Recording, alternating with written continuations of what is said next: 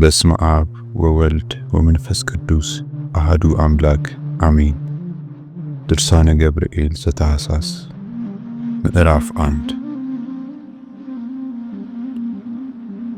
አንድ አምላክ በሚሆን በአብና በወልድ በመንፈስ ቅዱስም ስም አምነን ከሚተጉ ከቅዱሳን መላእክት ይልቅ ደስተኛ የሚሆን የሊቀ መላእክት የቅዱስ ገብርኤል ድርሳን ይህ ነው እንላለን።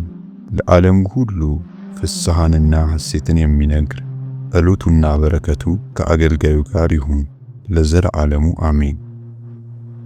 ይህ ድርሳን ፀሐየ ጽድቅን በሰበከ በገብርኤል በዓል በታኅሣሥ በ19 ቀን የሚነበብ ነው። የምስራቹን በንጹሕ ልቦና ለሚቀበሉት ያማረ የምስራች ወሬ የሚያመጣ በሰይጣን ማሳት ተንኮል ለታመሙ ሕይወትንና መድኃኒትን ለሚሰብክ በኃጢአት ሞትም ለሞቱ የፈጣሪ የእግዚአብሔርን ትእዛዝ በማፍረስ በጨለማና በሞት ጥላ ውስጥ ለሚኖሩ ብርሃንን የገለጸና የሰበከ ይህ ገብርኤል ነው።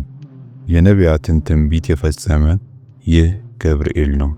ከእግዚአብሔር ዘንድ ተልከው ከቀድሞ ጀምሮ ቅዱሳን ሰዎች የተናገሩት መንፈስ እንደነገራቸውና እንደገለጸላቸው በየወገናቸው የተናገሩ ዓለሙን ስለማዳን ከጽዮን የሚወጣ ከያዕቆብም ኃጢአትን የሚያርቅ ገብርኤልም በብስራቱ ቃል የነቢያትን ትንቢት ፈጸመ።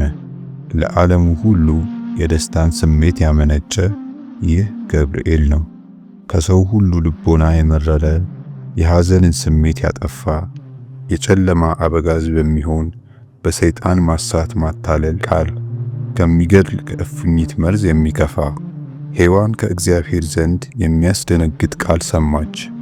አምጠሽ ተጨንቀሽ ውለጂ፣ ወልደሽም መመለሻሽ ወደ ባልሽ ይሁን፣ እርሱም ይግዛሽ የሚል ቃል። የሔዋን ልጅ ማርያም ግን በብርሃን መልአክ በገብርኤል በብስራቱ ቃል ሌላ ያላገኘውን ጸጋና ክብር ልዕልናም አገኘች። ያለ ሩካቤ ጸነሰች፣ ያለ ጭንቅና ያለ ምጥ ያለ ልብ ሐዘንም ወለደች። በስህተት መልአክ በሰይጣን ማታለል ቃል የጨለማ መጋረጃ በዓለሙ ሁሉ ተዘረጋ። በጽድቅ መልአክ በገብርኤልም በምስራቹ ቃል የሕይወት ብርሃን በዓለም ሁሉ ተዘረጋ። በሊቀ መላእክት በገብርኤል አፍ የደስታ ብስራት የተነገረች ማርያም ግን ሁልጊዜ ንጽሕት ናት፣ ሁልጊዜም ቅድስት ናት። ስለ እርሷ ያደፈችበት ጊዜ የነጻችበት ጊዜ አለ ተብሎ ሊነገር አይቻልም። የወገናችን ክብር የምትሆን ያደፈችበት ጊዜ ፈጽሞ የለም። ዓለም በሐዘን ሳለ በገብርኤል አፍ የደስታ ቃልን አስቀድማ የሰማች ከደስታዋም የተረፈውን የሰው ልጅ ወገን ሁሉ የማያልፍና የማይጠፋ ደስታን ተቀበልን። በእግዚአብሔር የባሕሪ ልጅ ያመን አምላክን እንደወለደች በእርሷም ያመን። ማርያምስ በመልአኩ በገብርኤል ቃል የደስታን አክሊል የተቀዳጀች ናት። ዛሬ የከበረች ዛሬ የተመሰገነች አይደለምና ገና በአባቷ በአዳም ወገብ ባሕሪ ሳለች ነው እንጂ። አዳም ሔዋንን በሥጋ ሩካቤ ሳያውቃት በገነት ውስጥ ሳለ ሰርክ ሲሆን ወደ ገነት በወጣ ጊዜ በሰራዊት ጌታ በእግዚአብሔር አፍ እመቤታችን ማርያም ተመሰገነች። ያን ጊዜ እግዚአብሔር እንዲህ አለ፣ ቅድስት ኦሪት እንደተናገረች፣ እንግዲህ አዳም ከእኛ እንደ አንዱ ሆነ። ይህን የተናገረ ስለ አዳም አይደለም፣ ንጹሕ ቅዱስ ስለሚሆን ስለ ማርያም ሥጋ ነው እንጂ። የእግዚአብሔር ቃል የተዋሃደውና ከመለኮቱ ጋር አንድ ያደረገው ከመሆኑ አስቀድሞ የሚሆነውን አውቋልና፣ ስለዚህም አዳም ከእኛ እንደ አንዱ ሆነ አለ። ንጽሕት ቅድስት የምትሆን የአዳም ልጅ የማርያምን ንጹሕ ሥጋዋን የለበሰ ከሦስቱ አካላት አንዱ ስለሚሆን እንግዲህ አዳም ከእኛ እንደ አንዱ ሆነ አለ። አዳም ግን ከሦስቱ አካላት እንደ አንዱ አልሆነም። የእግዚአብሔርን ትእዛዝ ካፈረሰና እንዳይበላ ካዘዘው ዕፅ ከበላ ጀምሮ ከሚስቱ ጋር የብርሃን ልብስን ተገፏልና። የበለስ ቅጠልም አጋጥመው ለብሰዋልና። በሰርክም ጊዜ በገነት ውስጥ ሲሄድ የእግዚአብሔርን ድምፅ በሰሙ ጊዜ አዳምና ሚስቱ ከእግዚአብሔር ፊት በገነት እንጨቶች መካከል ተሰወሩ፣ ቅድስት ኦሪት እንደተናገረች። ከዚያን ጊዜ ጀምሮ መከራና ሐዘን፣ ጭንቅ፣ ጥፋትና ሞት በአዳም ላይ ሰለጠነ። በዓለም ውስጥ ያለው መታታር ሁሉ የመለኮት ልብስ ከሆነ ከማርያም ሥጋ በቀር ለአዳም አንዱ እንኳን መድኃኒት አልሆነውም።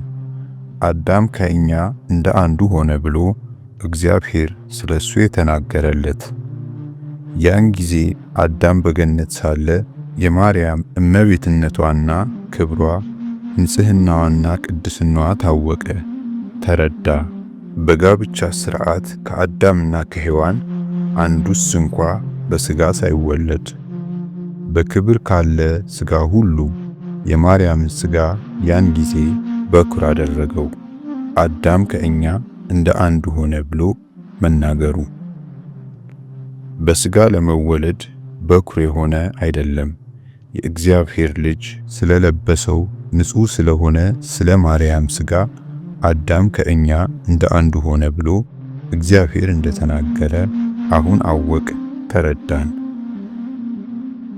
የማርያም ሥጋ ከአዳም ልጆች ይልቅ በሰራዊት ጌታ በእግዚአብሔር ቃል አስቀድሞ ተመሰገነ።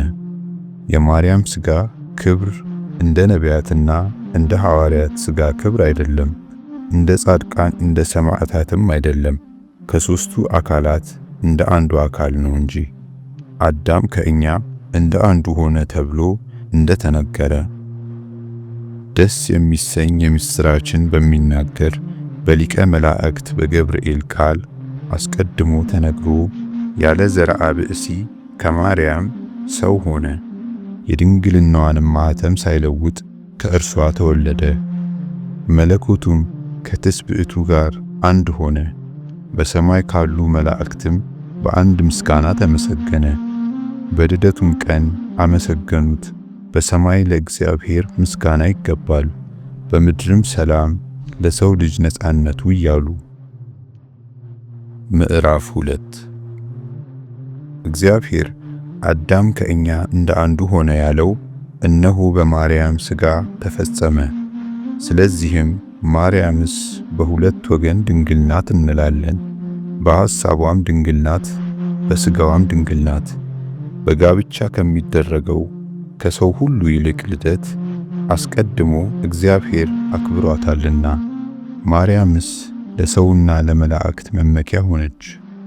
ሰውም የተባል የምንመካበት ሴትም ወንድም ሁላችንም የአዳም ልጆች ነን።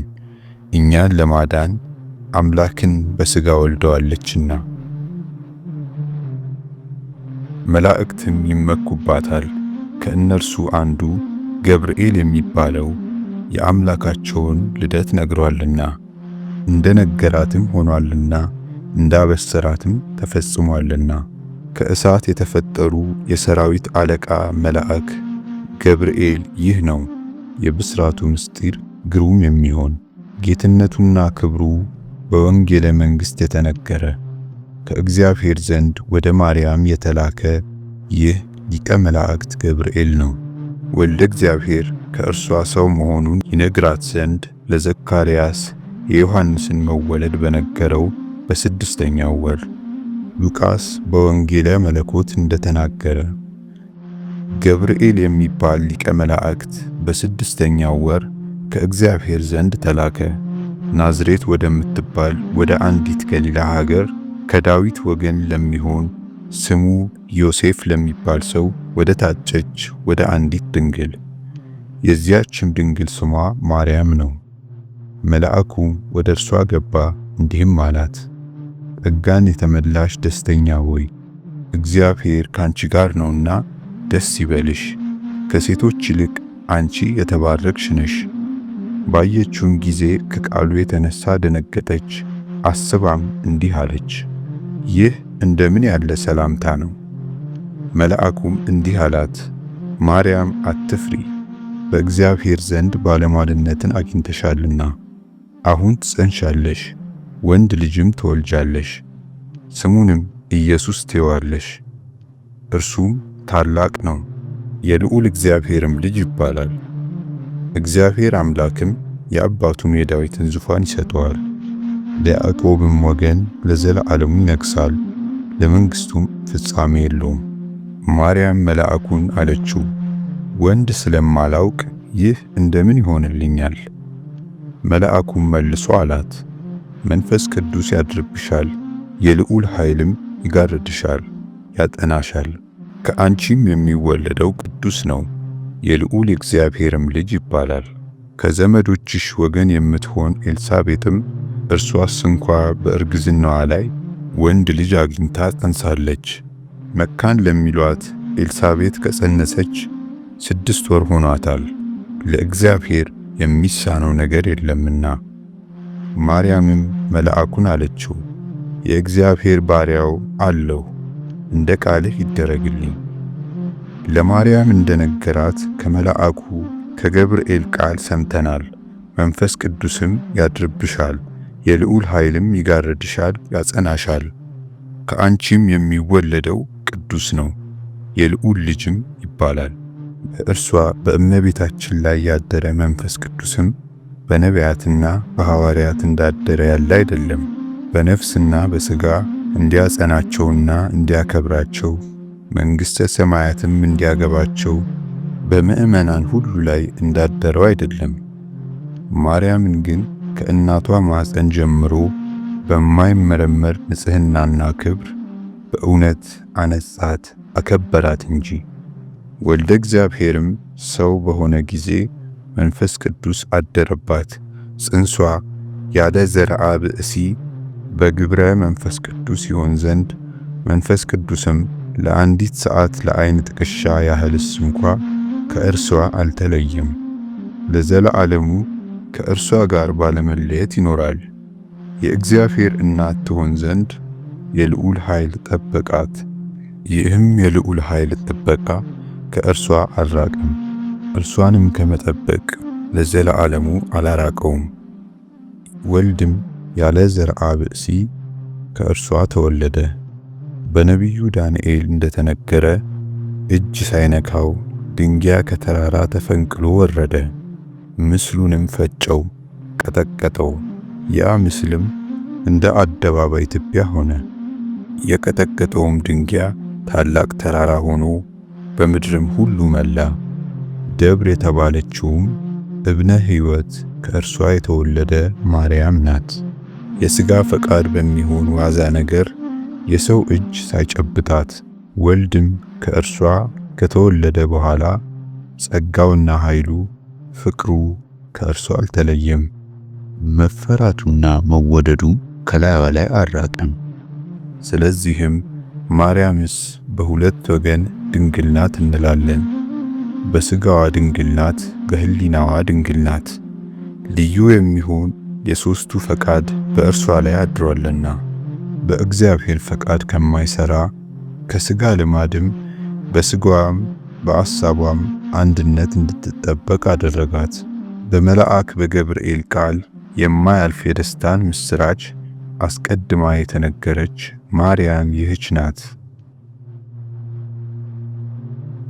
ምዕራፍ 3 ለዳንኤል ራእይን የገለጸለት ገብርኤል ይህ ነው። እኔ ዳንኤል በሱሳ ሳለሁ ዓይኔን አቅንቼ በተመለከትኩ ጊዜ አንድ ወጠጤ መጥቶ በኡባል መካከል በአጠገቡም ሲቆም አየሁ። ቀንዶቹም ረዣዥሞች ናቸው። አንዱ ቀንድ ከአንዱ ይረዝማል፣ የሚረዝመውም በኋላ የበቀለው ነው። ወጠጤውም በምዕራብና በሰሜን በደቡብ በኩል ያለውን በቀንዱ ሲወጋ አየሁት። አራዊትም ሁሉ ሊቋቋሙት አልቻሉም። ከእጁም ሊያመልጥ የሚችል የለም። የወደደውንም አደረገ፣ ታላቅነቱንም አሳየ። እኔ ዳንኤል በሱሳ ጸሎት ሳደርግና ስመለከት ሳለ በደቡብ በኩል በምድር ፊት ላይ የፍየል አውራ ሲወጣ አየሁ። ምድርንም አልነካም። ለዚያም ለፍየል አውራ በዓይኖቼ መካከል ታላቅ ቀንድ ነበረው። ክፍል 1 በወንዙ ፊት ቆሞ ባየሁት 2 ቀንድ ባለው በወጠጤው ላይ በኃይል መጣበት፣ ፈጥኖም ደረሰበት። ወጠጤውንም መታው፣ ቀንዶቹንም ሰባበራቸው። በኡባል መካከል የሰው ድምፅ ሰማሁ። ገብርኤል ብሎ ጠራና ይህንን ራእይ አስረዳው አለ። መጣና እኔ ከቆምኩበት ባጠገቤ ቆመ። በመጣም ጊዜ ደንግጬ በግንባሬ ወደቅሁ። የሰው ልጅ ሆይ አስተዋልክን? ተረዳህን? አለኝ። የዚህ የራእይ ጊዜው ገና አልተፈጸመምና በተናገረኝም ጊዜ ደነገጥኩና በግንባሬ ተደፍቼ ወደቅሁ። እጄን ይዞ በእግሬ አቆመኝና እንዲህ አለኝ፣ በኋላ ዘመን የሚደረገውን አሁን እኔ እነግርሃለሁ። የሚፈጸምበት ጊዜ ገና አልደረሰምና። ቀንድ ያለው የበግ ጠቦት ያየኸውም የፋርስና የሜዶን ንጉሥ ነው። የፍየል አውራም ያየኸው የኤሌኖን ንጉሥ ነው። በቀንዶቹም መካከል ያየኸው ታላቅ ቀንድ ከቀንዶቹ በታች የተቀጠቀጠው የመጀመሪያው ንጉሥ ነው። 4 ነገሥታት ይነሳሉ፣ የሚነሱትም በኃይላቸው አይደለም፣ በመንግሥታቸውም ፍጻሜ ኃጢአታቸው ትፈጸማለች። ከዚህ በኋላ ፊት የማያፍርና ምሳሌ የሌለው ንጉሥ ይነሳል። በጽኑ ኃይሉም ጭንቆችን ያጠፋል፣ መንግሥቱንም ያቀናል። ጽኑዓን ቅዱሳን ሕዝብንም ያጠፋል። የአንገትን ቀንበርን ያቀናል፣ የአገዛዙንም ሥልጣን ያቀናል። በሥልጣኑም ተንኰል አለ፣ በልቡም ይታበያል፣ በክዳትም ብዙዎችን ያጠፋቸዋል። አንተ ይህን ራእይ ለብዙ ዘመን ተጠንቅቀህ ጠብቀው። ዳግመኛም ለዳንኤል የነገረው ይህ ገብርኤል ነው። ራሱ ዳንኤል እንደተናገረ ጸሎት ሳደርስ ቀድሞ ሲበር ያየሁት ሰው ገብርኤል መጣ። እርሱም በሰርክ መሥዋዕት ጊዜ ዳሰሰኝና ልብ አድርግ ብሎ ተናገረኝ። ዳንኤል ሆይ ዛሬ ጥበብን ላስረዳህ ልነግርህ መጥቻለሁ አለኝ። በመጀመሪያ ጸሎትህ ድምፅ ተሰማ፣ እኔም ልነግርህና ላስረዳህ መጣሁ። አንተ ፈቃደኛ ሰው ነህና ነገርህንም አስተውለው፣ ያየኸውንም አስተውለው። ወገኖችህንም በሰባ ሱባኤ ቅጠራቸው፣ ቅድስት አገርህንም ቅጠራት። ኃጢአት ትፈጽም ዘንድ ዕዳ በደልም ትጠፋ ትፈጸም ዘንድ ዓመፅም ትቃለል ዘንድ እውነትም እስከ ዘለዓለም ትወጣለች። የነቢያትም ትንቢት ይፈጸማል። የቅዱሳንም ቅዱስ ሰው ይሆናል ይቀባል። ከቃሉም አነጋገር የተነሳ የምትናገረውን ታውቃለህ። እስከ ክርስቶስ ንጉሥ 70 ሱባኤና 62 ኢየሩሳሌም ትታነጻለች። ተመልሶ አደባባዩና እርከኗም ይቀናል፣ ይታደሳል፣ ዘመንም ይፈጸማል። ከ62 ሱባኤ በኋላ መለያየት ይጠፋል፣ በእርሱም ዘንድ ፍርድ አይጠበቅም። ከሚመጣውም ንጉሥ ጋር ሀገርን ያጠፋል፣ መቅደስን ያፈርሳል፣ በጥፋት ውሃም ይጠፋሉ። ጨርሰውም እስኪጠፉ ድረስ ይዋጋሉ፣ ይጋደላሉ። ሱባኤዎችም በብዙ ሥርዓት ይፈጸማሉ። መሥዋዕት ያልፋል፣ አካባቢው ነገርም ጨርሶ ይጠፋል፣ ፈጥኖም ይጠፋል። የብዙዎችም ሥርዓትም 1 ሱባኤ ተኩል ይጸናል። መሥዋዕቱም ፍላቂውም ያልፋል። በመቅደስ ውስጥ የሚያሳድፉት ሁሉ ያልፋል። እስከ ዓመታት መጨረሻ ጊዜውም ለሕልፈት ይሰጣል። ሄኖክ ስለሱ የተናገረለት ገብርኤል ይህ ነው። ገብርኤል እግዚአብሔር እንዲህ አለው፣ ወደ እነዚህ አመንዝራዎች በጥርሳቸው ወደሚነክሱ ወደ ተናቁ ሂድ፣ ወደ ዘማ ልጆችም ሂድ። እነርሱንም ልጆቻቸውንም ለኃጢአት የሚተዉትንም ልጆች ከሰው ለይተህ አጥፋቸው። ዳግመኛም ስለ ገብርኤል ሄኖክ እንዲህ አለ፣ ከቅዱሳን መላእክት አንዱ በገነት ላይ በምንጮችም ላይ ከኪሩቤልም አንዱ የመናፍስት ጌታ በአራቱ ወገን 4 ገጾችን አየሁ። እነዚያም በ4 ወገን የቆሙት በምስጋና ጌታ ፊት ሊያመሰግኑ ቃላቸውን ሰማሁ። ሦስተኛም ቃል በምድር ስለሚኖሩ ሰዎች ሲለምኑና ሲጸልዩ ሰማሁ። በመናፍስት ጌታም ስም ይማልዳሉ። ይህም ሦስተኛ ከሰራዊት ሁሉ በላይ ያለ ገብርኤል ነው። በመለኮት ወንጌል የተነገረ የገብርኤልም የምስጋናው ቃል ይህ ነው። በነቢዩ ዳንኤልም ረቂቃንን ባየ በሄኖክም የተነገረ። ዳግመኛም ከሰማዕታት ገድል አግኝተን ከገብርኤል ከብዙ ምስጋናው ጥቂት እንጽፍላችኋለን። ቅዱሳንን ለመርዳት እንደተላከ ወደ ዮሴፍና ወደ ኒቆዲሞስ የተላከ ይህ ገብርኤል ነው። ሄሮድስ ጽኑ ቅጣት ሊቀጣቸው በፈቀደ ጊዜ ሊገድላቸውም በመከረ ጊዜ ያን ጊዜ የእግዚአብሔር መልአክ ገብርኤል ወደ እነርሱ ወረደ፣ በጎ መዓዛ በሚገኝበት በክንፉም ሰወራቸው። ያም ቦታ ታላቅ ብርሃንን ተመላ። ከአመፀኛ ከሄሮድያዳ እጅ የዮሐንስ መጥምቅን ራስ የወሰድኩ እኔ ገብርኤል ነኝ ሲል ተናገራቸው። ከዓለምም የለየሁት እኔ ነኝ። አመፀኛ ሄሮድስን የቀሰፍኩት እኔ ነኝ። ተልቶ ሸቶ ሞተ። ለገላውዲዮስ ሰይፍ የሰጠሁት እኔ ገብርኤል ነኝ። የተጣሉትንና ወደ ሀገሩ እንዳይሄድ የከለከልኩትን ይፈጃቸው ዘንድ ከሊቀ መላእክት ገብርኤል እጅ ሰይፍ በተቀበለ ጊዜ ጠላቶቹን ድል እስኪነሳቸው ድረስ ፈጃቸው። ኔቅሎን በሚባል ቦታ ከተሰራው ቤተ ክርስቲያን ከምህዋሩ እንጨት ተአምራቱን የሚያሳይ ይህ ገብርኤል ነው።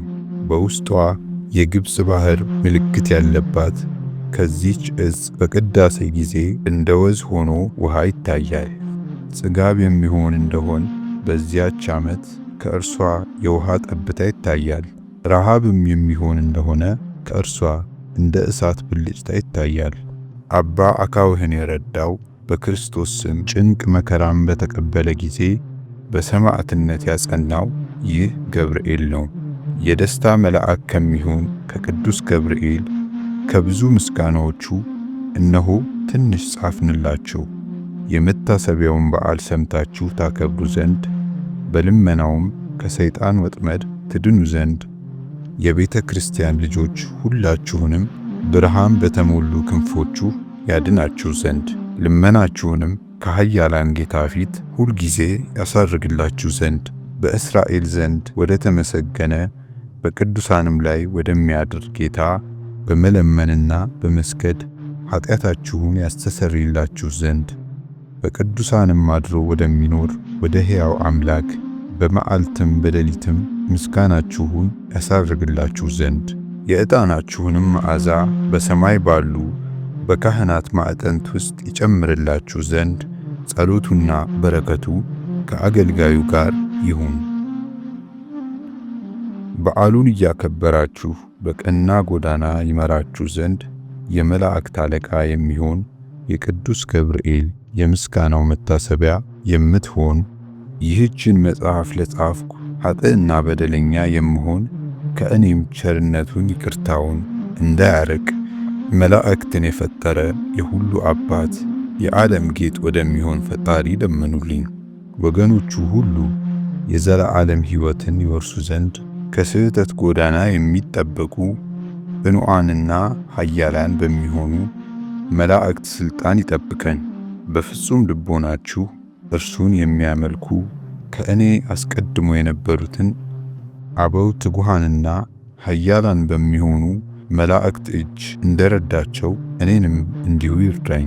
ስለ ቅዱስ ሥጋውና ስለ ክቡር ደሙ ኃጢአቴን ይቅር ይበል፣ በደሌንም ያጥፋ ይደምስስ።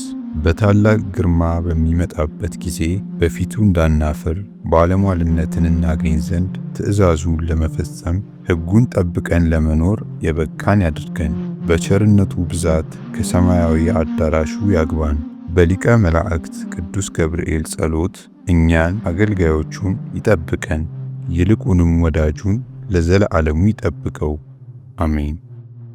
ምዕራፍ 4 የሊቀ መላእክት የቅዱስ ገብርኤል ተአምር ይህ ነው። ልመናው ከአገልጋዩ ጋር ለዘለዓለሙ ይሁን። አሜን።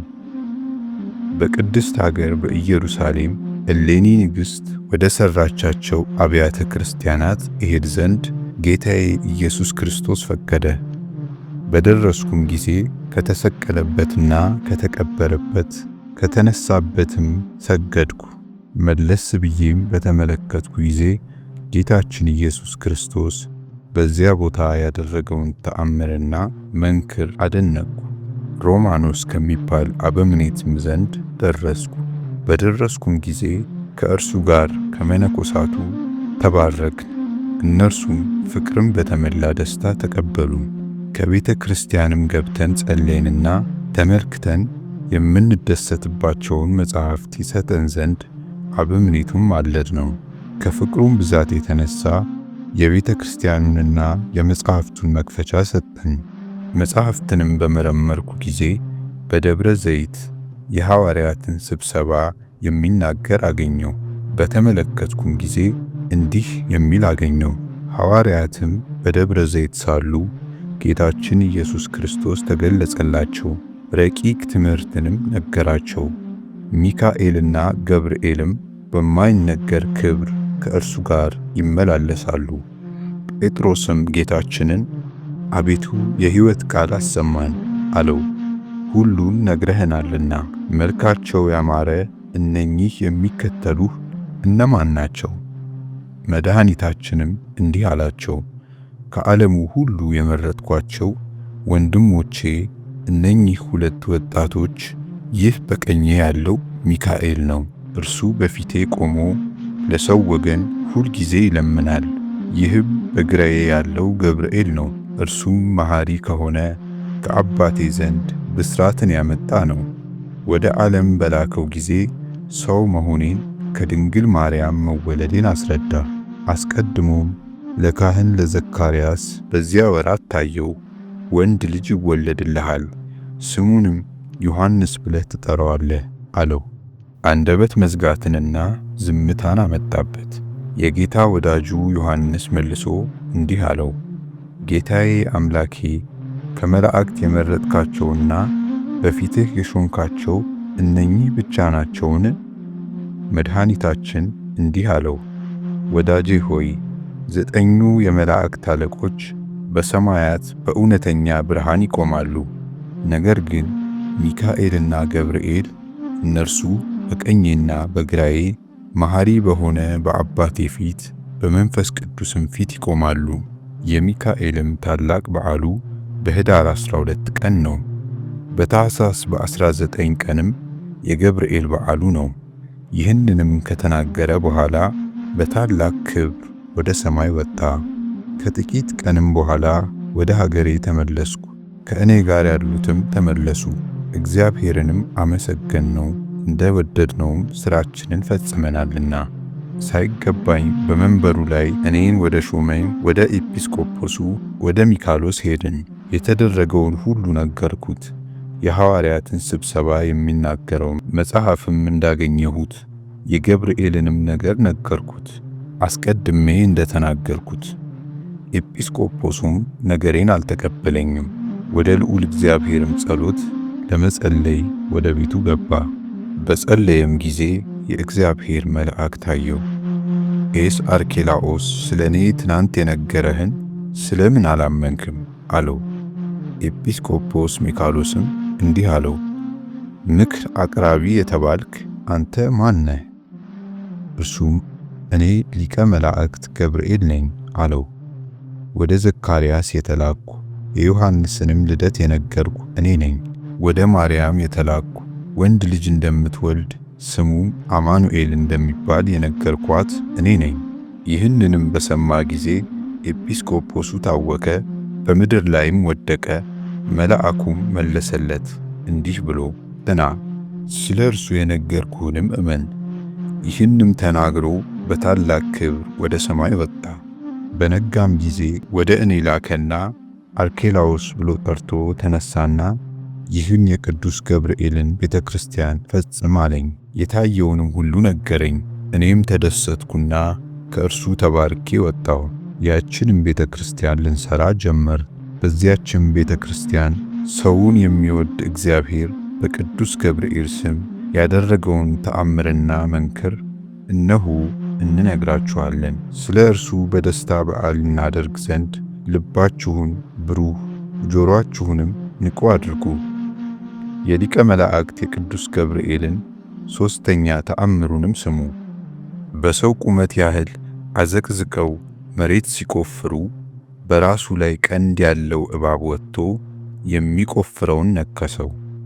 መርዙም በሁለንተናው ተሰራጨና በዚያው ጊዜ ሞተ። ዘመዶቹ፣ ሚስቱና ልጆቹ ልብን በሚያሳዝን አኳኋን ፈጽመው ጮኹ፣ አለቀሱ። ስለ እርሱም ብዙ ተናገሩ። እርሱ ግን ድርቅ አለና እንደ በድን ሆነ። ወደ መቃብርም ሊወስዱት ፈለጉ። ያን ጊዜ መልካም መዓዛ እጅግም የጣፈጠ ሽታ መጣ። የሞተውም ሰው ዓይኖቹን ገለጠና አፈፍ ብሎ ተቀመጠ። ሕዝቡ ሁሉ ወንዱም ሴቱም ትልቁም ትንሹም ጮኹ፣ የቅዱስ ገብርኤል አምላክ አይለወጥም አንድ ነው አሉ። የተነሳውንም ሰው ምን ሆንክ? ምን አየህ? አሉት። መሠረቱን ስቆፍር ያገኘኝን ወንድሞቼ ስሙኝ ልንገራችሁ። በራሱ ላይ ቀንድ ያለበት እባብ መጥቶ ቀኝ እግሬን ነከሰኝ። መልኩ የሚያስፈራ ሰው አየሁ፣ ረገጠኝና ሞትኩ። ዕድሜው 18 ዓመት የሚሆን የንጉሥ ልጅ የሚመስል አንድ ወጣት ያን ጊዜ መጣ፣ ክንፍም አለው። ወደ እኔም ቀርቦ የሚያስፈራውን ጥቁር ሰው አባረረው። ማን ነህ አንተ? አልሁት። እርሱም ሊቀ መላእክት ገብርኤል ነኝ፣ ላስነሳህ ወደ አንተ መጥቻለሁ አለኝ። ሕዝቡም ይህን ሰምተው እግዚአብሔርን በታላቅ ቃል አመሰገኑት። ሞቶ ወደ ተነሳው ወደዚያ ሰውም ኑ እንሂድ አሉ። በሄዱም ጊዜ እባቡ ሞቶ ሰውየውም ድኖ አገኙት።